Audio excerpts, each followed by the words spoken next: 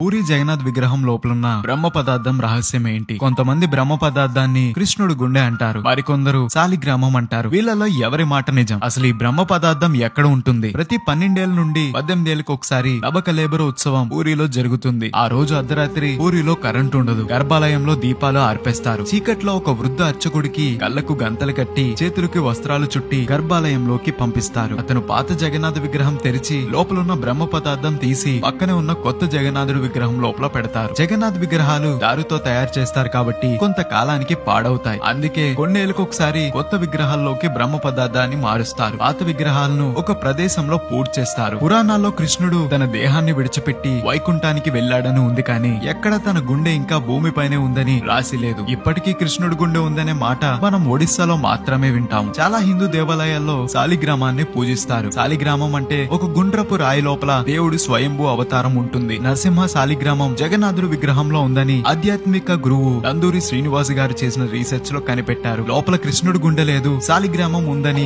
ఆధారాలతో సహా ఆయన యూట్యూబ్ ఛానల్లో చెప్పారు. మనలో కూడా ఒక బ్రహ్మ పదార్థం ఉంటుంది, దాన్నే ఆత్మ అంటాము. మనం మరణించాక మన దేహాన్ని కాల్చేయచ్చు, పూడ్చేయచ్చు, కానీ ఆత్మని మాత్రం కాల్చలేరు, పూడ్చలేరు. ఎందుకంటే ఆత్మకి అంతం అనేదే ఉండదు. ఈ విషయాన్ని మనకి గుర్తు చేయడానికి ఈ నబకలేబర ప్రక్రియ చేస్తారని నా నమ్మకం. వీడియో నచ్చితే లైక్ చేయడం మర్చిపోకండి. ఇలాంటి మరిన్ని వీడియోస్ కోసం స్టేషన్ ని ఫాలో అవ్వాలి మరి.